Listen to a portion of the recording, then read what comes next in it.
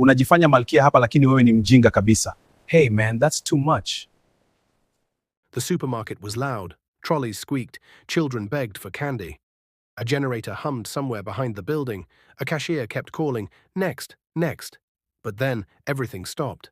Not like people were being polite, stopped like the air itself froze. Right there, near the front shelves where rice and noodles were stacked high, a tall man in a dark suit leaned slightly toward his friend and spoke in a foreign language. His words were smooth, calm, almost playful. And the people around him didn't understand what he said. But Anabel did. She stood behind the counter in her plain supermarket uniform, blue polo shirt, black skirt, name tag pinned to her chest. Her hands were still, her face did not change, yet inside her chest something snapped. Quietly, the billionaire, Mr. Ben, laughed softly, like he had just said the funniest thing in the world. He looked at Anabel like she was a stain on the floor. Then, still in that same foreign language, he said something even sharper, even more insulting. Words meant to break a person's pride without anyone noticing. Anabel blinked once. She didn't shout, she didn't cry. She simply raised her eyes to his. And when she spoke back, in the same foreign language, clean and perfect, the sound of her voice hit the supermarket like a slap. Mr. Ben's smile didn't just fade, it died, slowly. Like someone just poured cold water on his pride. The crowd stared, his friend's mouth fell open, even the cashier forgot to press the register button. And Anabel looked at Mr. Ben like she could see through his expensive suit, through his billionaire name, through every fake layer. And then she said one final sentence, calm, clear, and deadly in its truth. And Mr. Ben's eyes widened like he had just realized something terrifying. Because in that moment, the billionaire understood one thing. He had just insulted the wrong girl. But how did a supermarket salesgirl in Nigeria learn that foreign language so well? And why did her calm confidence feel like she was hiding something bigger than anyone could imagine? That answer was waiting in her past, and Mr. Ben was about to step into it, whether he liked it or not.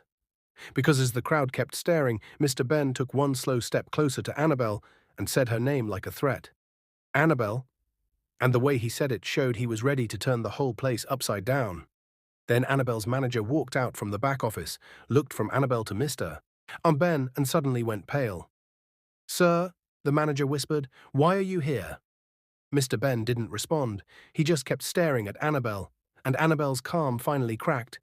Just a little, because she recognized that look in his eyes. That look wasn't just anger, it was recognition, like Mr. Ben had seen her before, somewhere, somehow. And if that was true, then this humiliation was not the beginning. It was the spark that was about to light a bigger fire. Anabel swallowed, tightened her fingers on the counter, and whispered one quiet sentence under her breath, so soft only she could hear it. "Not here. Please not here." And Mr. Ben leaned forward, voice low and dangerous, and replied, still in the same foreign language, "Too late." The photograph trembled slightly between Mr. Ben's fingers. It was old, not torn, and not dirty, but clearly not new. The edges were soft, like it had been touched many times. The colors had faded just enough to show it had lived in pockets, drawers, maybe even wallets for years. Anabel stared at it, her chest tightened, her throat went dry. Because the girl in that picture was her. Not the Anabel standing behind the supermarket counter, but a younger Anabel, smaller, thinner, wearing a simple school uniform, standing in front of a tall building she had never been able to forget. For a moment, the noise of the supermarket disappeared. No trolleys, no generator, no voices, just the sound of Anabel's heartbeat, loud and fast inside her ears. Mr. Ben watched her closely. He noticed the change immediately. The calm confidence she had shown earlier cracked. Just enough. And that was all he needed. "So," he said slowly, lowering the photograph but not putting it away, "you do remember." Anabel swallowed. "I don't know what you're talking about," she said carefully, but her voice betrayed her. It was steady, but softer now. Mr. Ben's lips curved into a smile again, but this one was different from before. This one wasn't playful. It was sharp. "You answered me in a foreign language like you were teaching me a lesson," he said quietly. "But now you want to pretend we've never met?" The people nearby leaned in. They didn't understand the foreign language from earlier, but they understood tension. Something serious was happening. Anabel's manager stood frozen, eyes moving between them like he wanted to disappear. "Sir," the manager said nervously, "if there's a problem—" Mr. Ben raised one finger. The manager stopped talking instantly. That single gesture carried power. the kind that came from money, influence, and a lifetime of being obeyed. Mr. Ben turned back to Anabel. "You see this photo?" he said. "I didn't expect to find the girl in it selling groceries today." Annabel's fingers curled into her palm. Years ago. She had stood in front of that same building in the photo with hope burning in her chest. Years ago. She had believed life was finally changing, and years ago she had learned how cruel people could be when they had power. "I was a child," she said. "Yes," Mr. Ben replied, "and I was already rich." The words landed heavy. The crowd murmured. Anabel lifted her chin. "You still haven't said why you're here," she said. Mr. Ben looked around slowly, like he was inspecting the shelves, the lights, the people. "I came to shop," he said, "but I stayed because of you." Annabel's stomach turned. She didn't like the way he said that. She didn't like the confidence in his eyes. And she didn't like how the past was suddenly standing right in front of her, wearing an expensive suit. "You humiliated me earlier," she said calmly. "In public." Mr. Ben shrugged lightly. "I thought you wouldn't understand." "You were wrong." "Yes," he admitted. "I was." That admission surprised everyone, including Anabel, but before she could respond, he leaned closer and said, in a lower voice, "Still doesn't change what you are." That hurt, not because it was true, but because she had heard it before, from people who thought they owned the world. "What I am," Anabel replied slowly, "I is someone who learned to survive without stepping on others." Mr. Ben's smile twitched. His friend beside him shifted uncomfortably. "Ben," the friend whispered, "maybe we should—" "No," Mr. Ben said sharply, without looking away from Anabel. "I want to hear her talk." The crowd grew thicker, phones came out. Some people sensed a scene, others sensed a story. Anabel took a deep breath. This was one of those moments life throws at you, where you either shrink or stand tall. She chose to stand. "You insulted my job," she said. "You insulted my looks. You insulted my worth. And you thought you were safe because you used a language you believed belonged only to people like you." She paused. "But languages don't belong to the rich," she continued. "Knowledge doesn't belong to billionaires. And respect doesn't come with money." The supermarket was silent again. Mr. Ben's eyes hardened. "You speak like someone who thinks she's better than where she stands." "No," Anabel said. "I speak like someone who knows where she's been." Something flickered across Mr. Ben's face. Anger, then curiosity. "Then tell me," he said, "how does a girl from there," he gestured vaguely, "speak like someone who lived abroad?" Anabel hesitated. She hadn't planned to explain herself. She never liked telling her story, because stories made people ask questions, and questions led to doors she had worked hard to keep shut. But the crowd was watching, and Mr. Ben was waiting. "I learned," she said simply. Mr. Ben laughed once. "That's not an answer." "It's the only one you deserve," she replied. Another murmur ran through the people. The manager wiped sweat from his forehead. This was getting out of control. Mr. Ben straightened his jacket. "Careful," he warned. "You're talking to someone who can change your life with one phone call." Anabel nodded. "I know." That shocked him. "You know?" he repeated. "Yes," she said, "because once you already did." The words hit him harder than any insult. The supermarket felt smaller, tighter, like the walls were listening. Mr. Ben's voice dropped. "What do you mean by that?" Anabel looked at the photograph again, then at his eyes. "You don't remember," she said quietly. "But I do." Her hands shook now, but she didn't hide it. "I remember the day someone like you decided my future in a room I wasn't allowed to speak in." Mr. Ben's face went still. His friend took a step back. "Ben," he whispered. "Mr. E. Ben ignored him. His breathing slowed. "You're saying—" he began, then stopped. The realization crept into his eyes like a shadow. "No," he said firmly. "That's not possible." Anabel met his stare.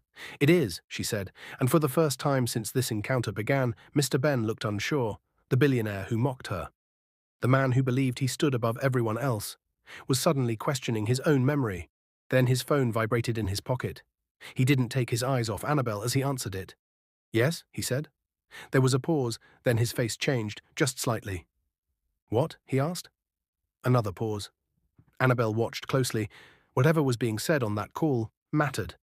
Mr. Ben slowly lowered the phone from his ear, and when he looked back at Anabel, the confidence was gone, replaced by something else, something close to fear. "You should not be here," he said quietly. Annabel's heart skipped. "Why?" she asked. Mr. Ben opened his mouth to respond, and the supermarket doors slid open loudly behind them. A woman walked in, tall, elegant, calm. She scanned the crowd, her eyes landing on Mr. Ben, then on Anabel, and when she saw Anabel, her expression changed completely. Anabel, the woman said. Annabel's breath caught, because she knew that voice, and she knew what it meant. The woman's voice did not rise, she did not shout, yet the moment she said, "I've been looking for you for years," the air inside the supermarket shifted. It felt heavier, like something important had just walked in. Annabel's knees weakened, but she forced herself to stand straight. Her fingers dug into the edge of the counter, steadying her body while her mind raced. She knew that voice. She had heard it years ago in a quiet office with glass walls and cold air conditioning. A voice that sounded kind but carried power. "Madam," Annabel whispered. The woman stepped closer. She was dressed simply but elegantly, cream blouse, dark trousers, a small handbag resting calmly on her shoulder. No loud jewelry, no flashy makeup. But everything about her spoke of confidence and control. Her eyes studied Annabel's face like someone seeing a long-lost memory come alive. "Yes," the woman said softly, "it's you." Mr. Ben stiffened. "Ruth," he said sharply, "what are you doing here?"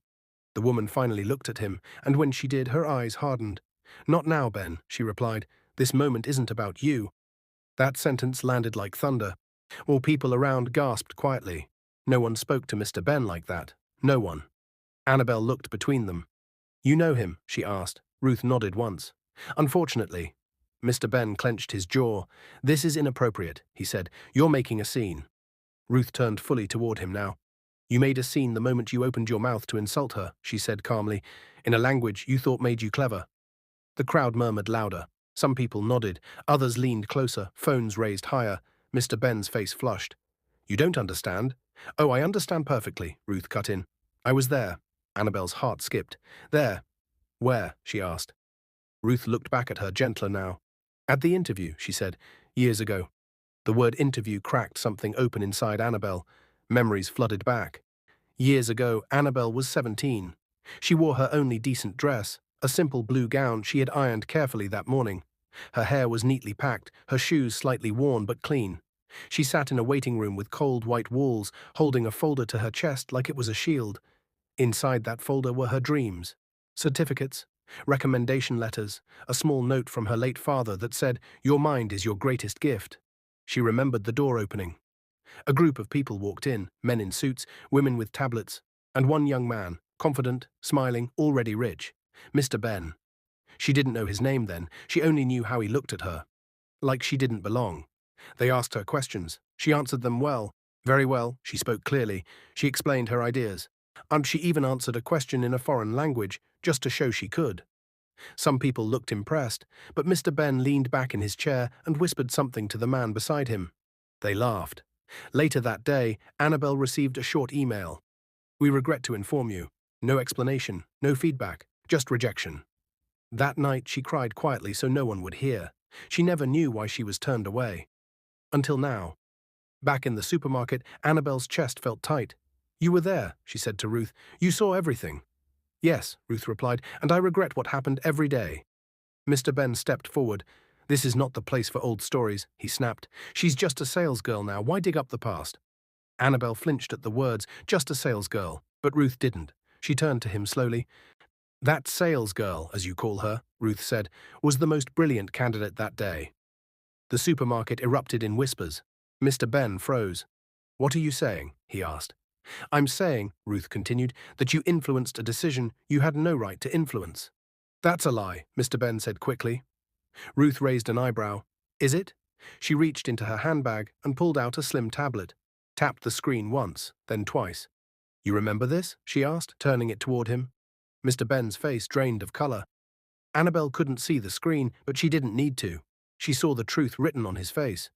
"You said," Ruth continued calmly, "she's too confident for someone from that background. She'll be difficult to control." The words echoed through the supermarket. Anabel felt like the ground had shifted under her feet. Control. That was the word. Mr. Ben swallowed. "That was years ago," he said weakly. "And you ruined a life with it," Ruth replied. The crowd was fully engaged now. No one was shopping anymore. They were watching something bigger than groceries. Anabel felt heat behind her eyes. "You rejected me because I was confident?" she asked Mr. Ben. He didn't answer. "You rejected me," she continued, voice trembling but strong, "because I didn't look small enough for you." Mr. Ben finally spoke.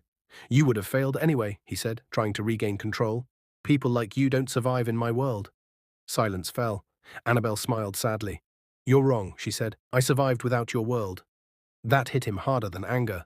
Ruth stepped closer to Anabel. Arman, you should have been sponsored, she said. You should have studied abroad. You should have had opportunities you were denied.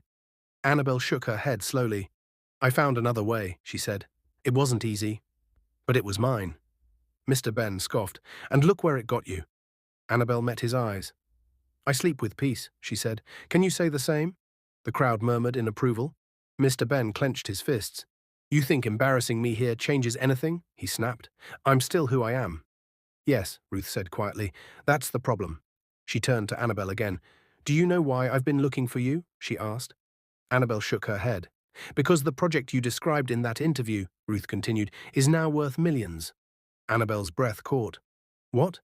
You designed it, Ruth said. But someone else took credit. The supermarket went completely silent. Mr. Ben took a step back. That's not true, he said quickly. Ruth looked at him. You approved it. Anabel felt dizzy. Her idea, her work, stolen. I never knew, Anabel whispered. You weren't supposed to, Ruth said softly. Mr. Ben's confidence was gone now, replaced by panic. This is ridiculous, he said. You can't prove anything. Ruth smiled slightly. Oh, Ben, she said, I wouldn't be here if I couldn't. She turned to Anabel.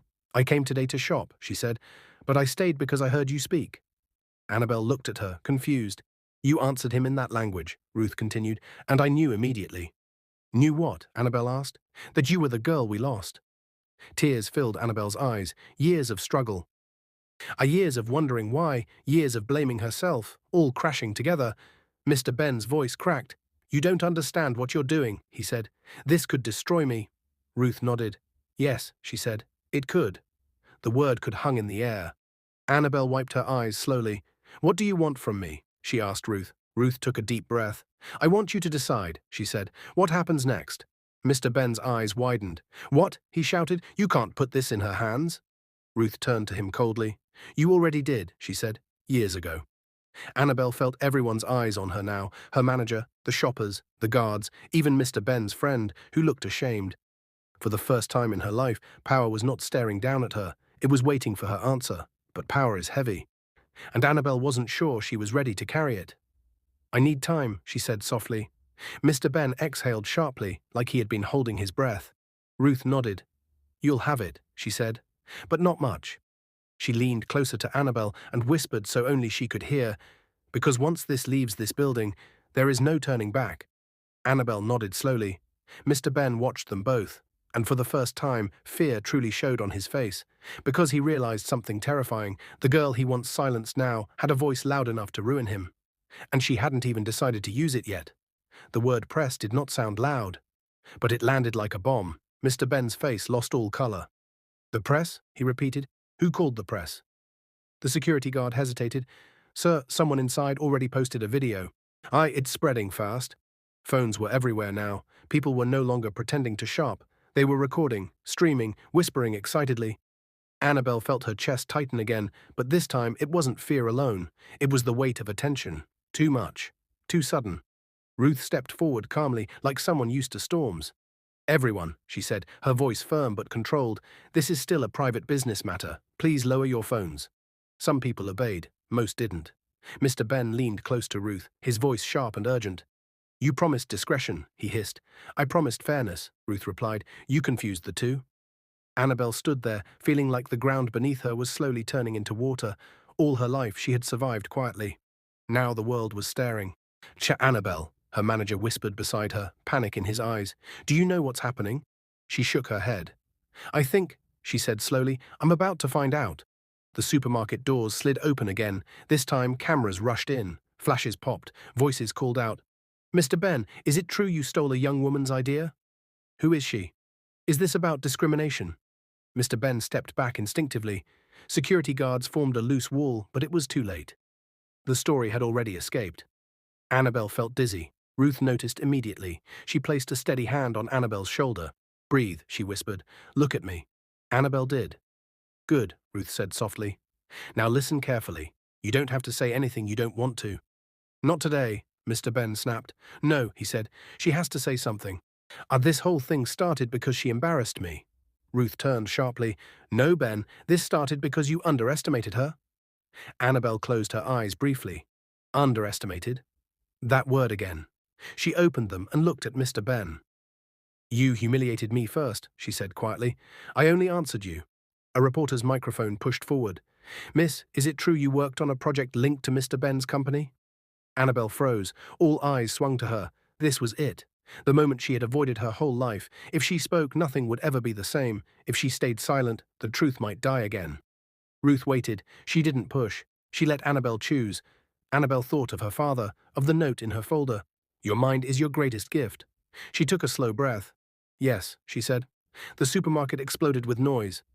Yes, she repeated, louder this time. It's true, Mr. Ben shouted. This is madness. She has no proof. Annabel turned to him calmly. I kept my notes, she said, every draft, every idea, every date. Ruth nodded. So did we, she added. Mr. Ben stumbled backward like he had been hit. You can't do this, he said, voice breaking. You don't know what you're destroying. Annabel looked at him, not with anger, but with something deeper. I know exactly what I'm destroying, she said. The lie. The reporters pushed closer. Why did you reject her? One asked. Mr. Ben didn't answer. Annabel did. Because I didn't look small, she said. Because I wasn't easy to control. The silence that followed was thick. Ruth raised her hand slightly. That will be all for today, she said firmly. Any further questions will be handled legally. Security moved in more aggressively now. The press was guided back. The doors closed again.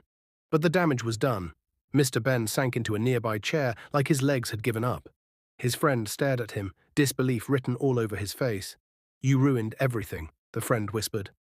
Mr. Ben said nothing. Annabel felt strangely calm now, like once you jump into deep water, the fear disappears, and all that's left is movement. Ruth turned to her. Come with me, she said. We shouldn't stay here. Annabel nodded. She removed her name tag slowly and placed it on the counter. Her manager stared. You're leaving? For now, Annabel said gently. Thank you for giving me work when I needed it. The manager swallowed hard and nodded. You were always too big for this place, he said quietly. As they walked toward the exit, Mr. Ben spoke. Annabel. She stopped, didn't turn. I never thought you'd amount to anything, he said. She turned now. And that, she replied calmly, is why this hurts you more than it hurts me. Ruth opened the car door outside. Before Annabel stepped in, she looked back once more. The supermarket, the shelves, the place where she had been humiliated and reborn. As the car pulled away, Annabel's phone buzzed non-stop. Messages, unknown numbers, missed calls. Her past had finally caught up with her. Ruth glanced at her. Are you scared? She asked. Annabel nodded. Yes, she said honestly. Ruth smiled faintly. Good, she said. That means you understand the weight of what's coming. Annabel looked out the window as the city moved past. Somewhere behind them, Mr. Ben was watching his empire crack. Somewhere ahead of her, a door she never planned to open was slowly unlocking. Annabel stared at the message on her phone. We need to talk. I know what really happened to your father. Her fingers trembled so badly she almost dropped the phone. Ruth noticed immediately. What is it? She asked, her calm voice steady like an anchor. Annabel swallowed. Someone says they know what happened to my father. Ruth's expression changed, not to shock, but to concern. Who sent it? Unknown number. Ruth exhaled slowly and leaned back in her seat. Then this story is deeper than I thought, she said. The car moved smoothly through traffic, but Annabel felt like everything inside her was shaking. Her father, the man who taught her to read before school, the man who believed in her mind even when the world didn't, the man whose death had been labeled unfortunate circumstances. She had accepted it because she had no choice. Until now. Years ago, Annabel remembered the night clearly. Rain fell hard. Too hard. Her father never came home. By morning, they said he had been involved in an accident connected to his work. Papers were signed, explanations were vague, questions were discouraged. They told her mother, don't push this matter. They told Annabel, focus on school. And slowly, the world moved on. Except Annabel never fully did. The car stopped in front of a quiet office building. Ruth stepped out first. This is my private office, she said. No cameras. And no noise. Annabel followed, still clutching her phone. Inside, the space was simple but warm.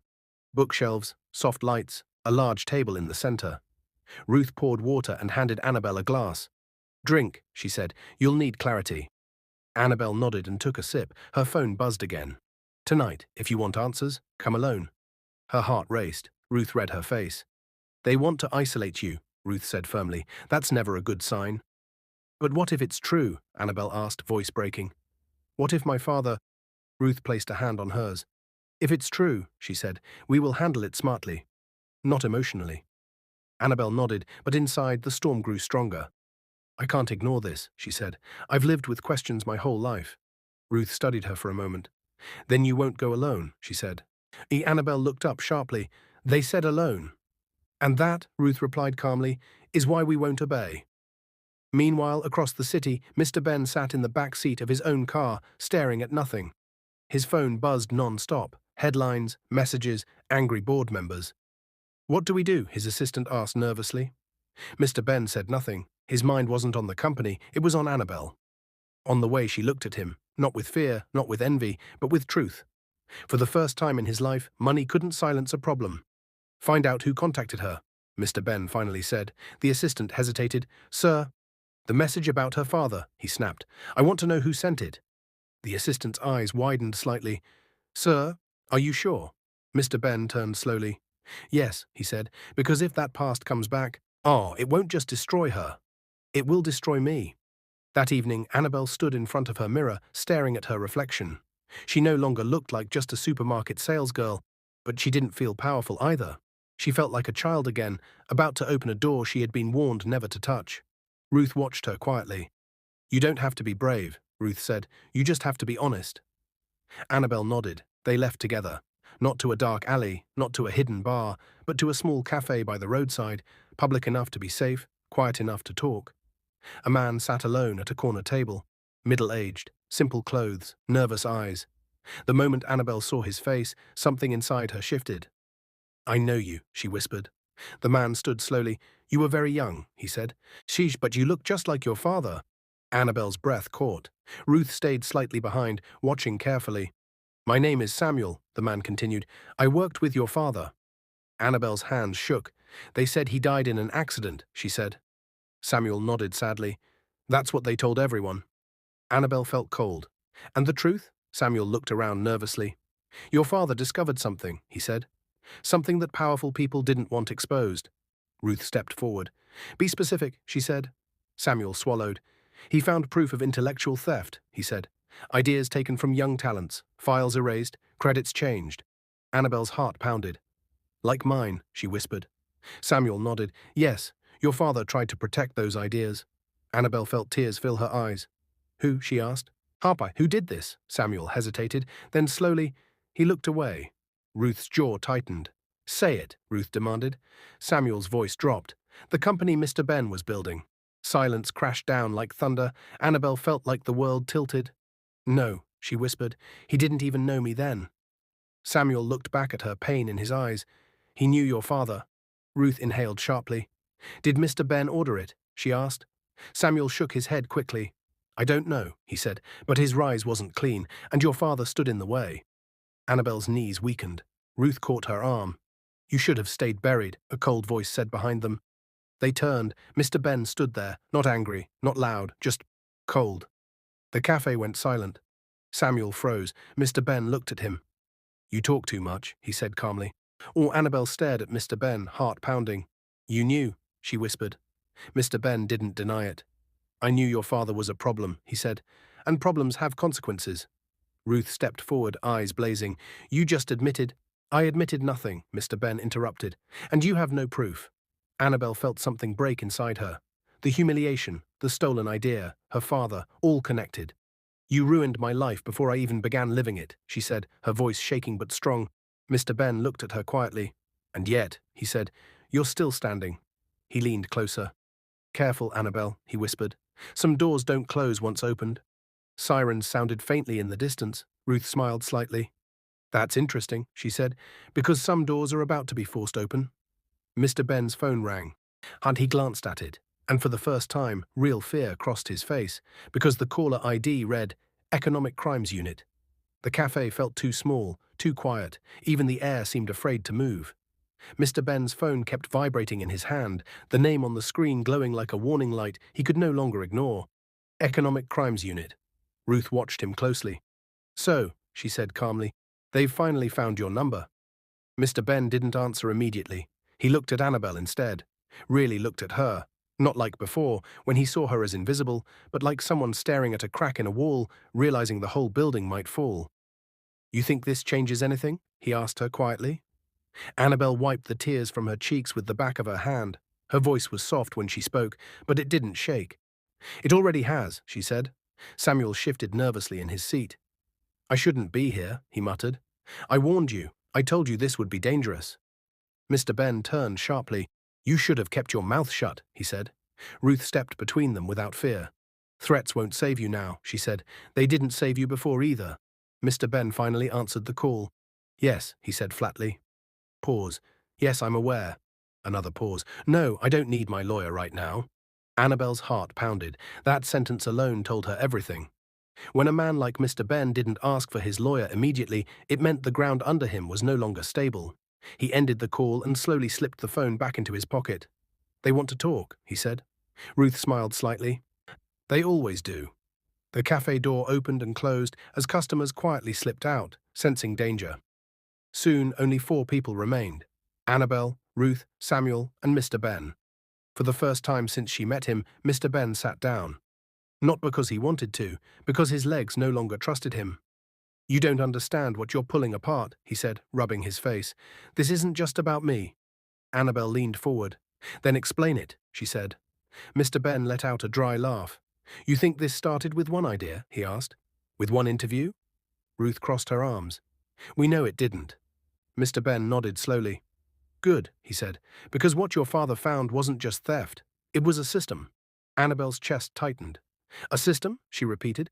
"A machine," Mr. Ben continued. "Young minds, big dreams, small backgrounds. Ideas taken, names erased, lives redirected." Samuel lowered his head. "That's why people disappeared," he whispered. Annabel's eyes widened. "Disappeared?" she asked. Mr. Ben looked at Samuel sharply. "Careful," he warned. "But the damage was already done." "You said my father was a problem," Anabel said. "What did you mean?" Mr. Ben hesitated, then sighed. "He wouldn't let it go," he said. "He documented everything, dates, names, transfers. He believed the truth would protect him." Annabel's voice broke. "And it didn't." "No," Mr. Ben admitted. "It made him dangerous." The word cut deep. Ruth's jaw tightened. "So you silenced him," she said. Mr. Ben looked away. "I didn't order his death," he said quickly, "but I didn't stop what followed." Anabel felt like she couldn't breathe, and her hands pressed against the table as memories flooded back, her mother's tears, the warnings, the fear. "You let him die," she whispered. Mr. Ben didn't deny it. Silence fell again. Heavy, unforgiving. Outside, faint sirens grew louder. Samuel stood suddenly. "I can't stay," he said. "I've already said too much." Ruth nodded. "You've said enough to matter." Samuel looked at Anabel. "I'm sorry," he said softly. "Your father tried to protect people like you." Then he turned and walked out, shoulders hunched, disappearing into the night. Anabel watched him go. A strange calm settled over her. The truth hurt, but it also freed her. She turned back to Mr. Ben. "You thought insulting me in a foreign language made you powerful," she said, "but all it did was expose you." Mr. Ben laughed bitterly. "I built everything from nothing," he said. "You think I'm going to lose it because of a girl and a story?" Ruth leaned forward. "You're losing it because you forgot something," she said. Mr. Ben frowned. "What?" "People," Ruth replied. "You forgot that people remember." His phone buzzed again. He didn't answer this time. Anabel stood up slowly. Her legs were steady now. "You stole my idea," she said. "You destroyed my chance. You buried my father's truth. And you humiliated me in public because you thought I was small." She stepped closer. "I am done being small." Mr. Ben looked up at her, and for the first time his voice cracked. "What do you want?" he asked. Anabel paused. This was the moment, the one Ruth had warned her about. Once chosen, there was no turning back. "I want everything exposed," she said. "Ah, not just for me, for everyone you silenced." Ruth smiled. "That," she said, "is the right answer." Mr. Ben shook his head slowly. "You don't know what you're inviting," he said. "This will ruin lives." Anabel nodded. "It already did," she said. "Now it will save some." Sirens stopped outside. Doors opened. Footsteps approached. Uniformed officers entered the cafe. "Mr. Ben," one asked, "you'll need to come with us." Mr. Ben stood slowly. He straightened his jacket. out of habit more than pride. As he passed Anabel, he paused. "You could have walked away," he said quietly. Anabel met his eyes. "So could you," she replied. They led him out. Cameras flashed outside, voices shouted questions, but inside the cafe, Anabel felt something she hadn't felt in years. Relief. Ruth placed a hand on her shoulder. "This is only the beginning," she said. Anabel nodded. "I know." Her phone buzzed again. This time, it wasn't a threat. It was a message from an unknown number. "We have more files, more names. We're ready to talk." Anabel closed her eyes briefly, then opened them with resolve, because now the truth wasn't just knocking, it was lining up. The city woke up to her name. By morning, Anabel's face was everywhere, on phones, on television screens, on radio discussions. The salesgirl who spoke back. The billionaire who underestimated her. A foreign language, a public humiliation, and a truth that shook power. Anabel sat quietly in Ruth's office, watching the news on mute. She didn't smile. She didn't celebrate, because this was never about fame. It was about truth, and truth has a heavy price. Ruth placed a cup of tea in front of her. "Drink," she said gently. "Today will be long." Anabel nodded and wrapped her hands around the warm cup. "Do you ever get used to this?" she asked. "Being seen?" Ruth smiled sadly. "No. You just learn how not to let it swallow you." Outside, reporters waited. Inside, files were stacked on the table, documents Samuel had promised, emails Ruth's team had recovered, records Anabel's father had hidden carefully before he died. Proof, real proof. Anabel stared at her father's handwriting on one of the papers. Her chest tightened. "He knew," she whispered. "He knew this would happen one day." Ruth nodded. "And he trusted you to finish it." Later that day, the press conference hall was packed. Cameras pointed forward, microphones ready, people whispering. When Anabel walked onto the stage beside Ruth, the room went silent. She wore a simple dress. No luxury, no disguise, just herself. Ruth stepped forward first. "Thank you for coming," she said calmly. "Today is not about revenge. It is about accountability." Anabel swallowed. Her turn came. She stepped closer to the microphone. For a moment, she saw the supermarket again, the shelves, the laughter, the foreign words meant to crush her. She took a breath. "My name is Anabel," she began. "I was once rejected, ignored, and silenced. Not because I wasn't capable, but because I wasn't considered important enough." The room listened. "I was humiliated in public by a man who thought language could hide cruelty. He believed money made him superior." Her voice didn't shake. "But words don't belong to power," she continued. "And truth doesn't fear wealth." Cameras flashed. "I am not here because I want pity," Anabel said. "I am here because my father died protecting ideas that were stolen from young minds like mine." A murmur ran through the hall. She lifted a document. "This is his work," she said, "and today it is no longer buried." Ruth stepped in. "We are releasing all verified files to the authorities," she announced, "and to the public." Gasps filled the room. Questions flew. "Is Mr. Ben guilty? Were others involved? Will more names come out?" Ruth raised her hand. "This is bigger than one man," she said, "and yes, more will come out." Anabel looked straight into the camera. "To anyone who has ever been made to feel small because of where they stand," she said, "this is your reminder. Your worth is not decided by someone else's pride."